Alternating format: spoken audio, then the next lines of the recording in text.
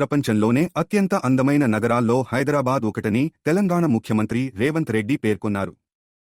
హైదరాబాద్ అభివృద్ధికి మాజీ ముఖ్యమంత్రులు నారా చంద్రబాబు నాయుడు మరియు వైఎస్ రాజశేఖర్ రెడ్డి చేసిన కృషి ఎంతో ఉందని ఆయన గుర్తు చేశారు. నిజాం కాలంలోనే మూసీ నదిపై వరద నియంత్రణ పనులు ప్రముఖ ఇంజనీర్ ఎం. విశ్వేశ్వరయ్య మార్గదర్శకత్వంలో చేపట్టారని సీఎం తెలిపారు. మంచి పాలనతో హైదరాబాద్ను ప్రపంచ స్థాయి గ్లోబల్ సిటీగా అభివృద్ధి చేయవచ్చని రేవంత్ రెడ్డి పేర్కొన్నారు.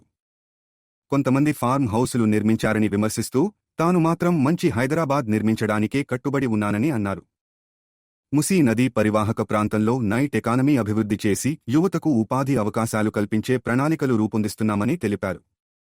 కొత్త ప్రాజెక్టుల కోసం ల్యాండ్ పూలింగ్ అవసరం అయినప్పటికీ భూములు కోల్పోయే కుటుంబాలకు న్యాయం జరిగేలా తగిన పరిహారం అందిస్తామని సీఎం హామీ ఇచ్చారు.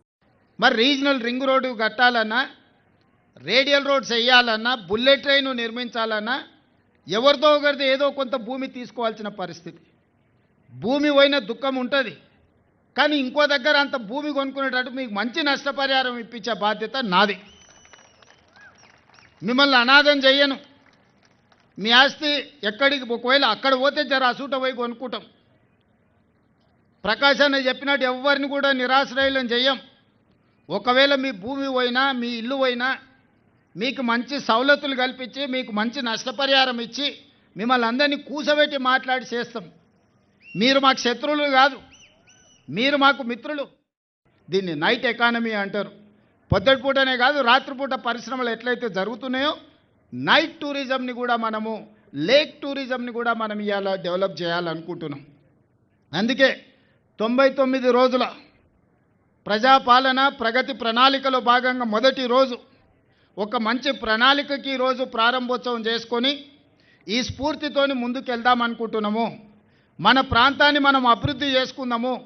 మన చదువుకున్న పిల్లలకు మనం ఉద్యోగ ఉపాధి అవకాశాలు కల్పిద్దాము. పిల్లలకు పని లేకపోతే వాళ్ళు రోడ్ల మీద చెడు అలవాట్లకు పడితే తల్లిదండ్రులకు తెలిసి ఆ దుఃఖం ఏందో. మన నగరాన్ని జర మంచిగా చేసుకుందామంటే కొంతమంది అట్లెట్లయితుంది, మేం చేయలేదు నువ్వెట్లా చేస్తావు అంటారు. అరే నువ్వు చేయలేదా, నీ సొంతానికి ఏదో ఏంది జన్వాడలో ఫామ్ హౌస్ కట్టుకున్నావు, ఇంకొక ఆయన గీడ మోయినాబాద్లో ఫామ్ హౌస్ కట్టుకున్నావు, ఇంకో వాళ్ళ చుట్టం శక్కర్పల్లి దగ్గర కట్టుకోరు, గాసారి అవతల దిక్కు కట్టుకుండు. నీ సొంతానికి నువ్వు కట్టుకున్నావు, సంతోషం. పెద్ద పెద్ద ఫామ్ హౌస్లు కట్టుకున్నావు, మంచిగా బంగ్లాలు కట్టుకున్నావు, మాకేం అభ్యంతరం లేదు. మన నగరాన్ని కూడా మంచిగా చేసుకొని ఇతర రాష్ట్రాలు, ఇతర దేశాల నుంచి మన నగరానికి వచ్చి మన నగరంలో జరిగిన అభివృద్ధి, ఇవాళ హిమాయత్ సాగర్ ఎకో పార్కు బ్రహ్మాండంగా ఉన్నది, మీరు అందరూ చూసి ఉంటారు. రేపటి నుంచి ఇవాళ ప్రారంభోత్సవం అయినాక పక్క జిల్లాల నుంచి, పక్క రాష్ట్రం నుంచి కూడా హైదరాబాద్కు వచ్చిన వాళ్ళు చార్మినార్తో పాటు, గోల్కొండతో పాటు ఇది కూడా చూడడానికి వస్తారు. ఈ అభివృద్ధిలో భాగంగానే ఇవాళ అంతర్జాతీయ సంస్థల్ని పెట్టి చిన్న చిన్న కాలనీలు కాకుండా పెద్ద నగరమే నిర్మించుకోవాలని పెట్టుకున్నాం. మన హైదరాబాదు రంగారెడ్డి కంటే మంచి నగరం, సుందరమైన నగరం అసలు ఈ దేశంలోనే కాదు ప్రపంచంలోనే లేదు.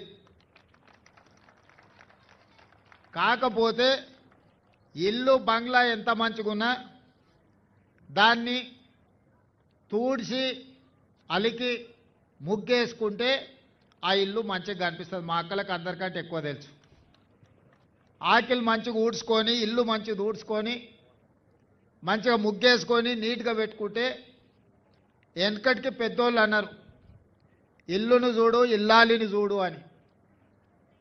ఆడబిడ్డ చేతిలో ఇంటి పెత్తనం ఉంటే ఇల్లు మంచిగా ఉంటుంది, సంసారం చక్కగా సాగుతుంది అని చెప్పి వెనకటికి మన పెద్దోళ్ళు చెప్పారు.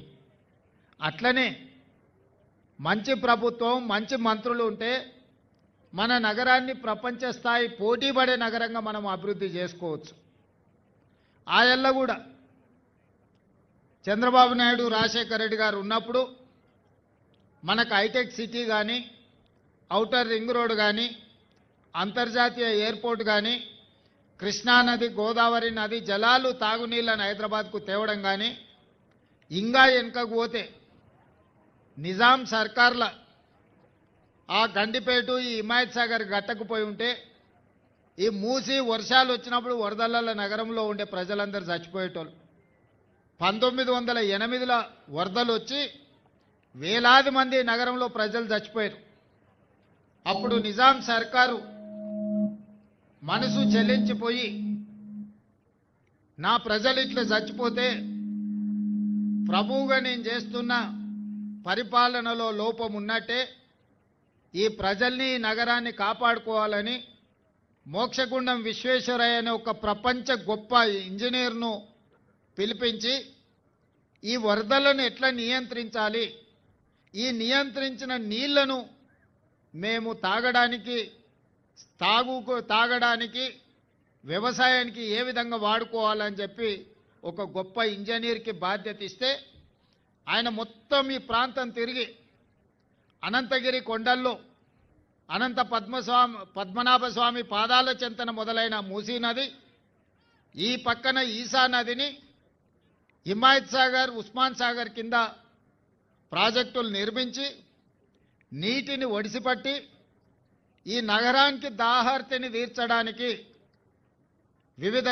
వివిధ జిల్లాలు, వివిధ రాష్ట్రాలు, వివిధ దేశాల నుంచి మన నగరానికి జీవించడానికి ఉద్యోగ ఉపాధి అవకాశాల కోసం వస్తున్న వాళ్లకు గొప్ప సౌలభ్యం, గొప్ప వసతులు కల్పించాలని ఆనాడు ఈ ప్రాజెక్టులు కట్టారు.